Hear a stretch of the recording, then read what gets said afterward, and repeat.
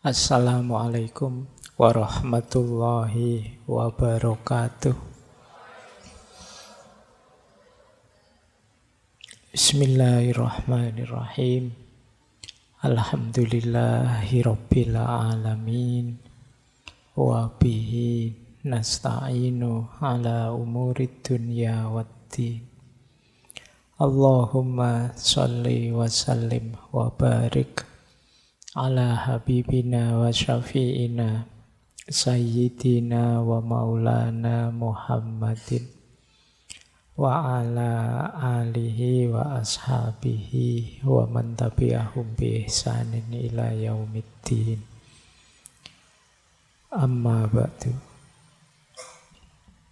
Bismillah, mari kita mulai lagi ya ngaji filsafat kita setelah libur puasa yang panjang liburnya. Semoga setelah libur yang agak panjang, wawasan-wawasan hasil ngaji sebelumnya bisa mengendap. Mengendap itu berarti yang keruh-keruh menumpuk di bawah, yang di atas lebih jernih. Jadi semoga setelah libur panjang tambah jernih. Kalau setelah libur panjang rasanya kok tambah ruwet ya Pak, tambah keruh ya Pak. Ya itulah hidup. Kita itu bayangannya hidup itu seideal teori-teori yang kita pahami. Ternyata tidak sesimpel itu. Itulah gunanya, maka ngaji itu harus istiqomah, terus menerus. Bahkan bila perlu diulang-ulang. Pak, sebenarnya sudah pernah tema ini Pak, diulang boleh. Untuk mengingat kembali, karena kadang-kadang kita lupa atau tercecer atau tidak ingat lagi ngaji yang kemarin padahal penting dan lain sebagainya. Ya meskipun sampai hari ini sebenarnya tidak banyak ya yang kita ulang, mungkin sedikit-sedikit ada materi ngulang, tapi secara umum temanya beda-beda. Baik, biar tidak lama-lama kita langsung ngaji ya. Sudah panas ya pikirannya, sudah tidak perlu pemanasan lagi. Bulan ini kita masuk di tema tidak terlalu berat. Saya awali dengan tema-tema santai saja, tema-tema yang tidak terlalu dalam, meskipun ada filsafatnya. Pokoknya nanti kalau ada yang rasanya sangat berat, ya di skip saja. Kalau di rekaman di YouTube-nya, ya diloncat saja, dicepetin saja sampai sekiranya bagian yang ringan-ringan, kan itu aja. Kalau tidak ada kewajiban, karena ini tidak seperti di kampus yang kurikulumnya harus urut, ada wajib menyampaikan ini, menyampaikan itu. Kita nikmati saja ngaji kita senyampe-nyampeknya. Tidak usah mengidealkan macam-macam, tidak usah menarget macam-macam yang di luar jangkauan kita. Nah, sekarang kita lebih membahas hidup kita ya. Ini yang tadi saya sebut, kalau sekedar sadar, mungkin semua kita sadar. Mari kita sadar tapi yang lebih berkualitas. Saya akan mengambil dari beberapa referensi buku ya, tentang level-level kesadaran ini, untuk bahan refleksi dan muhasabah kita. Yang pertama, saya ambil dari buku yang judulnya The Four Self-Awareness Archetypes, karangan Dr. Tasayuri. Dari aspek kesadaran, beliau punya teori begini.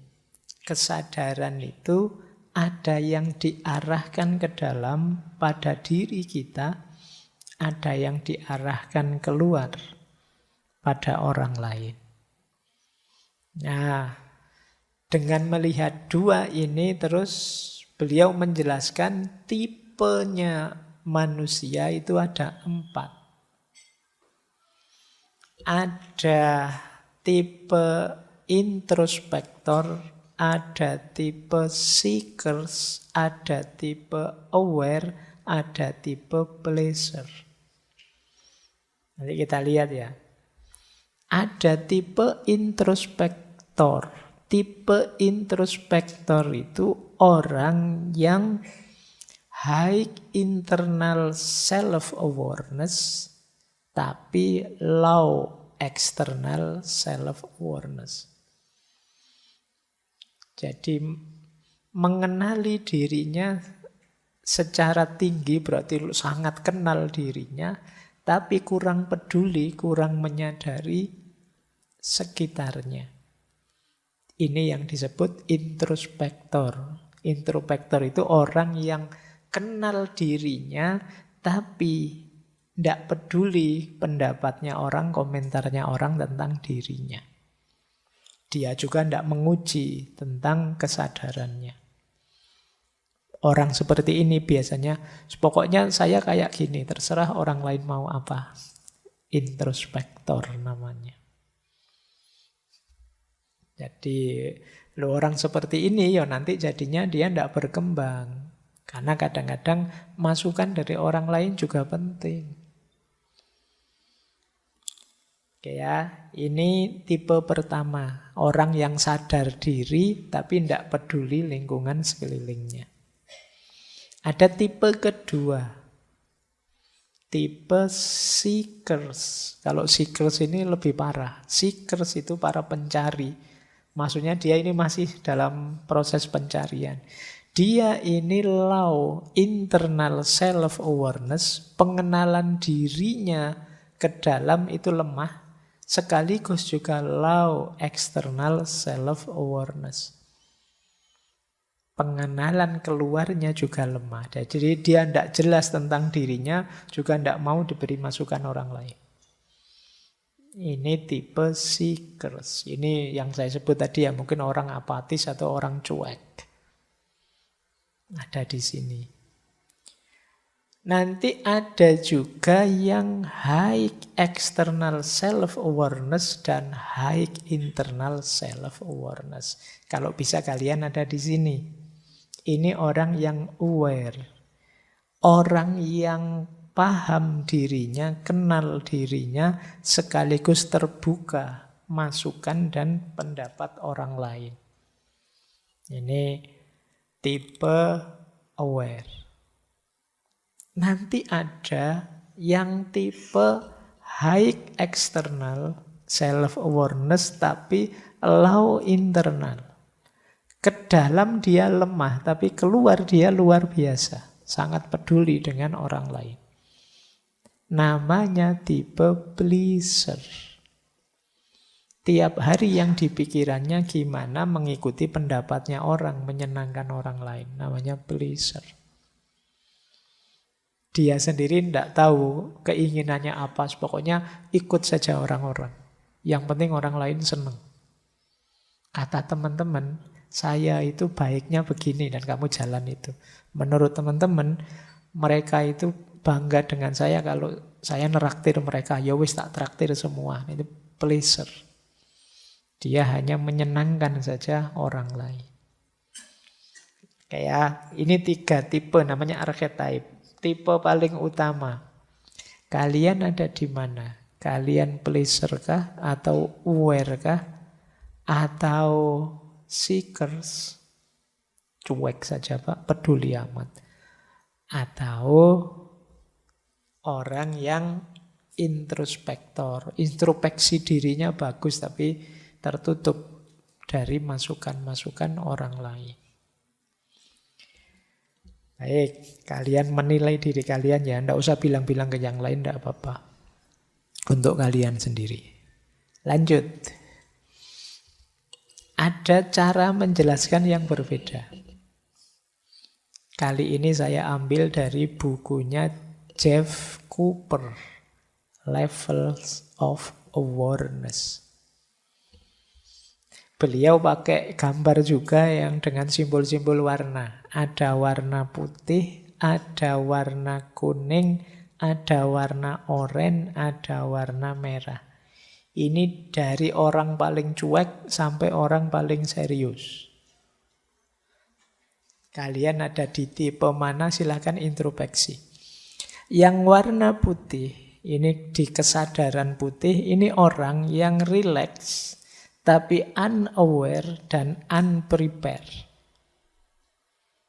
Jadi nyantai sih, tapi tidak punya kesadaran dan tidak siap menghadapi apapun. Contohnya yang tiap hari walking and texting, kata beliau. Ini bukan contoh dari saya loh ya. Yuk jalan yuk ngopi yuk terus bariku terus. Suka ngono terus uripe. Jadi relax tapi unaware. Dia tidak membaca dirinya, tidak mengenali kebutuhan dirinya sehingga dia unprepared. Kalau ada apa-apa kaget. Tidak siap. Yuk ngopi yuk jalan-jalan yuk. Begitu sadar, aduh besok pagi presentasi aku. Nah, ya unprepare kamu. Kalau sering begitu, kamu tipe yang putih ini. Ya kamu menang di rileksnya, tapi pontang-panting hidupmu. Karena kamu tidak siap. Ada yang kedua tipe kuning. Yellow. Kuning itu dia rileks. Kemudian hati-hati dan sadar. Nah, ini yellow, ini yang agak ideal. Santai sih, tapi bukan berarti sembrono. Dia tahu kok, iya yuk, ngopi yuk. Tapi jangan lama-lama, saya harus nyusun makalah besok. Untuk besok. Nah ini tipe kuning. Jalan-jalan yuk, ayo. Itu kan kalau contohnya Jeff Cooper itu aware of where exit are. Jalan-jalan di mall, tapi saya tahu kalau ada apa-apa, jalan daruratnya di sana. Itu maksudnya apa? Dia selalu waspada. Meskipun santai. Tapi tetap hati-hati. Itu tipe kuning.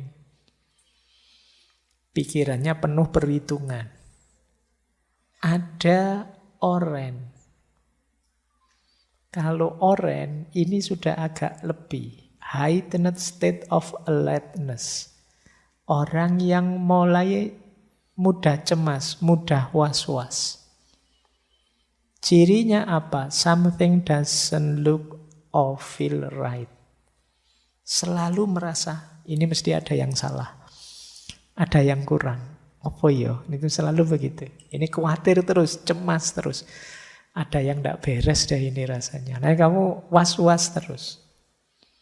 Agak berlebihan. Makanya di situ contohnya panas-panas pakai jas hujan. Ya, kenapa? Khawatir. Oh sekarang hujan itu tidak bisa diprediksi loh Pak. Kalau hujan beneran gimana? Nanti kalau kehujanan saya pilek loh. Terus ngono. Jadi mulai agak terlalu khawatir. Ini warna oranye. Jadi saya tidak tahu kalian itu orang tipe ini biasanya di tasnya itu isinya iso macam-macam. Yo ada cutter, yo ada siapa tahu nanti perlu. Opo-opo dibawa semua. Alasannya siapa tahu nanti perlu. Nah mungkin kuliah bawa palu, bawa cutter, bawa itu. Lu sopo ngerti nanti dibutuhkan Pak. Gitu. Ini tipe oranye. Ya, saya tidak tahu kalian ada di tipe yang mana ya. Ada yang paling parah. Paling parah apa? Tipe merah, tipe red. Orang ini tidak sekedar cemas, tapi dia merasa selalu terancam. Sampai level tidak berani ngapa-ngapain. Concern for your survival. Ini kesadaran merah. Cirinya apa di kesadaran merah? Run, hide, and fight. Lari, sembunyi, atau perang. Jadi fight, berjuang, setelah itu lari, setelah itu sembunyi. Dia tidak nyaman hidupnya. Merasa terancam. Orang terancam kan gitu, sembunyi, terus lari, kalau ada kesempatan menyerang. Nah, kalau ini agak parah. Tipe merah. Sebenarnya masing-masing mungkin diperlukan dalam hidup kita. Kadang-kadang juga kita harus cari selamat dalam hidup. Tapi kadang-kadang juga harus santai. Tapi ada orang yang dominannya di putih, ada yang dominannya di kuning, Ada yang dominannya di oranye, ada yang dominannya di merah. Saya tidak tahu kalian ada di mana. Coba nanti kalian pakai ini untuk meneliti teman-teman mau dirimu sendiri. Generasi hari ini. Benar tidak sih generasi hari ini tuh misalnya lebih cenderung putih, santai saja, cuek saja. Atau jangan-jangan oranye tadi, khawatir, cemas. Cemas masa depan, cemas jodoh, cemas ijazah, cemas karir, cemas terus. Atau malah tidak sekedar cemas, merasa terancam. Mau apa-apa tidak berani, jangan apa bahaya. Mau ini tidak berani, mau itu tidak berani. Nah ini level kesadaranmu. Baik, saya lanjutkan ya. Buku ketiga yang membahas level kesadaran. Boleh kalian cari buku yang judulnya Power versus Force. An Anatomy of Consciousness. The Hidden Determinant of Human Behavior. Karya David R. Hawkins. Ini luar biasa. Orang ini melakukan penelitian katanya 20 tahun. Untuk meneliti kesadaran manusia. Kesadaran manusia itu oleh beliau kemudian di ranking, diberi poin antara 1 sampai 1000. Kemudian dibagi 2. Ada yang jenis force, ada yang jenis power. Kalau force itu sifatnya negatif, kalau power itu sifatnya positif. Nah, kalau ini menarik ya untuk ngecek kita. Kita sedang ada dalam situasi apa? Dalam kesadaran apa? Kesadaran paling rendah itu shame, malu. Jadi orang malu itu paling bawah. Maka kalau punya teman, punya sahabat sedang malu, ayo kita jaga bareng-bareng ya. Karena orang malu itu kadang-kadang lebih milih ingin lenyap saja. Ingin tidak ada saja. Jadi gagal itu biasa.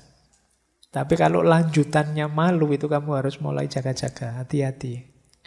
Karena orang malu itu, ya itu tadi biasanya. Karena dia ada di level kesadaran paling rendah. Nilainya cuma 20. Kemungkinan melakukan hal-hal negatif yang bisa fatal. Itu malu. Jadi jangan dikira malu itu simple.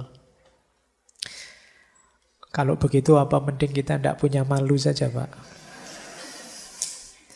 Ya, jangan. Justru yang menjaga manusia dan nilai-nilai kemanusiaan itu kita masih punya rasa malu. Malu di sini maksudnya apa? Jatuh pada malu. Melakukan hal-hal yang memalukan. Ada di kesadaran, malu saya kok melakukan itu. Malu saya kok gagal. Malu saya. Nah, ini kesadaran paling rendah.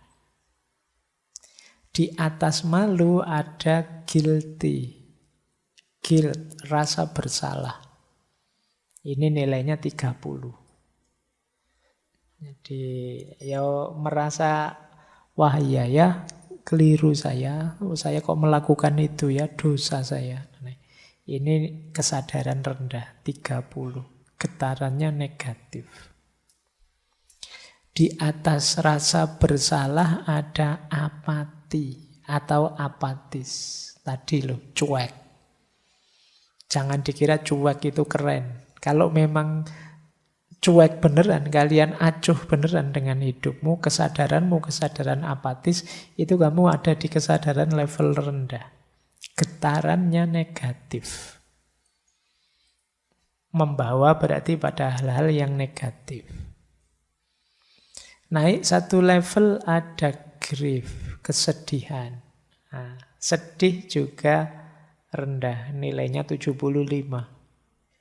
Makanya kalau sedih jangan lama-lama. Kalau memang terpaksa harus sedih, beri waktu untuk kesedihanmu. Baik diriku, kamu sedih ya 3 hari ya. Nah, enggak apa-apa. Ya kan manusiawi orang sedih itu. Kasih waktu, ya jangan panjang-panjang. Sekiranya cukup menurutmu lah. Mau nangis-nangis silahkan, mau apa-apa silahkan. Tapi sehari ini saja ya, kayak gitu loh. Kasih waktu. Biar tidak lama-lama di kesedihan. Karena ternyata kesedihan vibrasinya negatif. Takut juga begitu.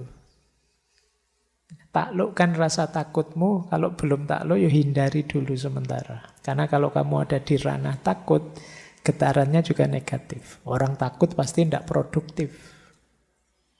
Tidak bisa melakukan apa-apa, wong takut. Terus lebih atas sedikit, ingin. Ini menarik. Ingin mungkin maksudnya apa? Ambisi. Jadi keinginan yang tidak terkendali, getarannya negatif. 125. Lebih tinggi dari desire apa? Anger, marah. Marah 150. Masih tergolong negatif. Tapi lebih tinggi karena kadang-kadang marah juga bisa jadi sumber produktivitas.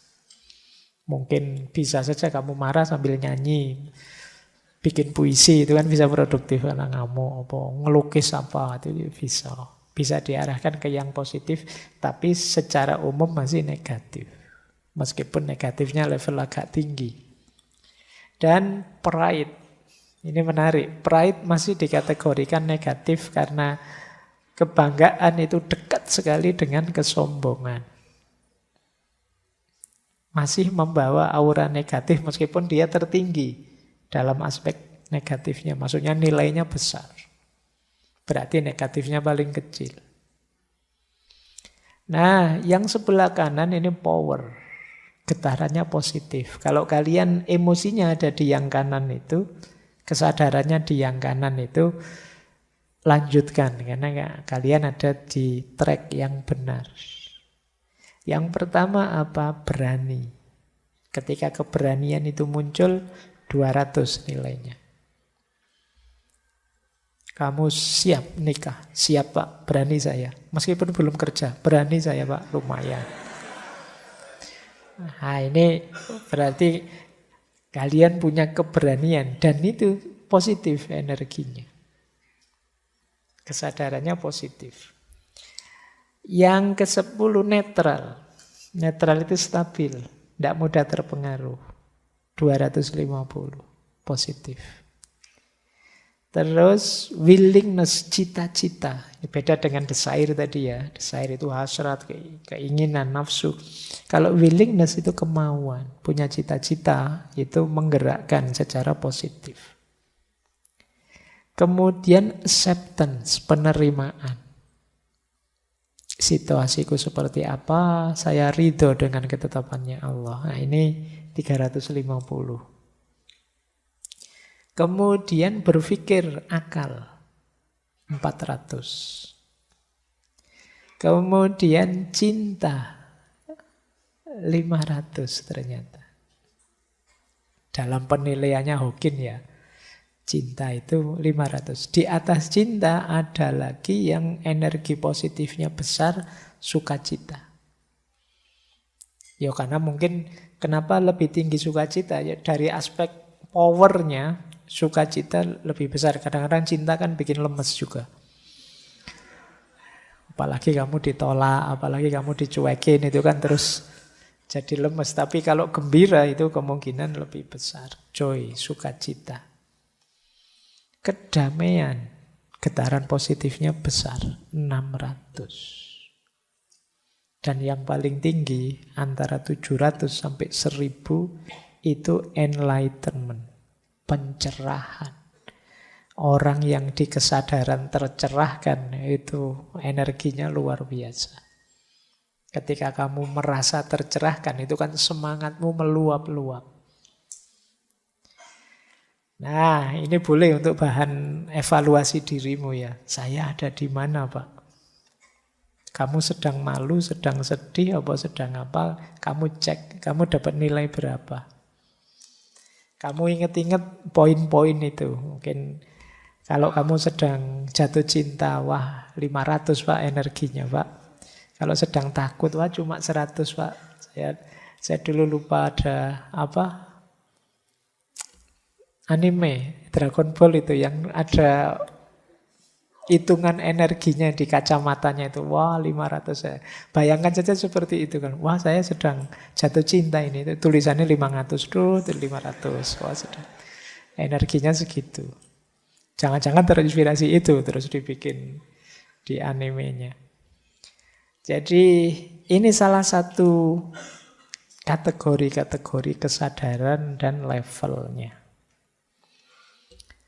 Oke ya, masih belum jam 10 jadi saya tambahi lagi. Terserahlah kamu sudah kekenyangan teori apa enggak, oke tak tambahi lagi. Boleh kamu potong-potong kalau merasa agak terlalu banyak konsep. Nah, kalau ini dari buku William Todd, judulnya The Mentor in Me, What to Do and What Not to Do. Kalau ini menarik, 7 level kesadaran.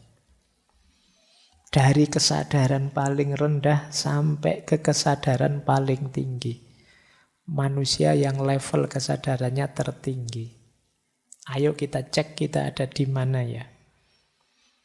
Yang pertama ada kesadaran animal, kesadaran binatang. Kesadaran binatang itu rumusnya adalah fight or flight. Bertarung atau lari. Intinya apa? Mencari senang, mencari nyaman, mencari enak. Dan cenderung reaktif. Diingat-ingat ada beda antara reaktif dan responsif. Kesadaran animal itu reaktif. Reaktif itu kalau mendapat masalah, tidak dipikir dulu tiba-tiba merespon. Ini namanya reaktif. Dimaki-maki orang, ya segera saja balik tak maki-maki. Ngapain nunggu? Nah, ini namanya reaktif. Jadi dapat nilai jelek, ya tiba-tiba saja mutung misalnya marah. Ini namanya reaktif. Dan ini kesadaran animal. Binatang itu kan kamu senggol, kucing saja kamu senggol, wow, terus wah, gitu kan gitu. Dia enggak pakai mikir ini aku harus ngapain, enggak. Itu namanya reaktif. Kan banyak orang begitu, reaktif. Melakukan apa-apa enggak dipikir dulu. Sehingga kadang-kadang keliru. Jadi kalau kalian begitu, kalian ada di kesadaran paling bawah, kesadaran animal. Padahal kita istimewa karena punya akal budi, tapi di level kesadaran paling bawah ini jarang dipakai. Naik satu level lagi, ada kesadaran mass. Mass itu ya massa, masyarakat. Di level kesadaran kedua ini, yang kita lakukan hanya follow the crowd. Kita hanya mengikuti masyarakat, mengikuti orang lain, mengikuti kerumunan. Agak mirip juga dengan kesadaran animal. Di kesadaran mass ini kita tidak terlalu pakai akal budi kita. Pokoknya yang lain ke utara, ya saya ke utara. Yang lain ke selatan, ya saya ke selatan. Katanya orang lain itu baik, ya saya ikut itu. Katanya orang lain itu buruk, ya saya hindari itu. Pokoknya dia tidak pernah mikir. Yang viral apa, ya berarti saya ikut ke situ. Ini namanya kesadaran massa. Hanya follow the crowd. Kita tidak jadi diri kita sendiri sebenarnya. Kita hanya mengalir saja mengikuti arus kerumunan. Ini level 2. Jadi jangan-jangan ada orang baik, yo rajin ngaji, yo melakukan hal baik-baik, tapi hanya karena follow the crowd. Nilainya jadi minimal. Dia ada di kesadaran yang bawah. Dia tidak punya kesadaran sendiri, tidak otentik versi dirinya. Nah, naik satu level lagi. Namanya kesadaran aspiration. Ini pikirannya mulai dipakai. Mulai usul, punya pandangan sendiri, punya perspektif sendiri. Sayangnya level 3 ini desire without action. Usul saja tidak berani mikul. Mikir terus, aspirasi terus. Punya ide ini, punya ide itu, tapi tidak ada yang wujud. Jadi pikirannya dipakai sih, tapi mikir untuk mikir saja. Kalau diajak diskusi lama, aspirasinya macam-macam. Begitu, siapa yang tanggung jawab ini? Diam semua. Nah, isinya aspiration saja. Kegiatan sederhana saja rapatnya bisa puluhan kali. Usulannya macam-macam. Sudah dibahas berjam-jam, pertanyaan terakhir, ini anggarannya dari mana? Tidak tahu. Selesai, terus tidak jalan acaranya. Pokoknya tipe aspirasi, kegemarannya berpikir, tapi tidak punya orientasi tindakan. Ya lumayan, sudah mulai pakai akalnya, tapi kurang transformatif. Level aspiration. Pokoknya diskusi, rapat. Nanti keputusan rapat kita hari ini adalah kita rapat lagi minggu depan. Nah, itu kamu ada di kesadaran aspirasi. Senengannya seandainya. Wah, seandainya begini gimana? Yang sana, loh tapi kalau seandainya begitu. Nah, yang sini juga, loh tapi kalau. Jadi kalau pakai seandainya bisa seluruh dunia jadi seandainya. Ini tipe aspirasi. Nah, naik satu level ada tipe individual. Tipe ini orang mulai melakukan ekspresi diri, mulai menyatakan keunikan dirinya. Tidak sekedar pikiran, dia mewujudkan versi dirinya. Ini loh yang saya mau, ini yang saya inginkan, ini loh pilihanku. Nah, ini level individual.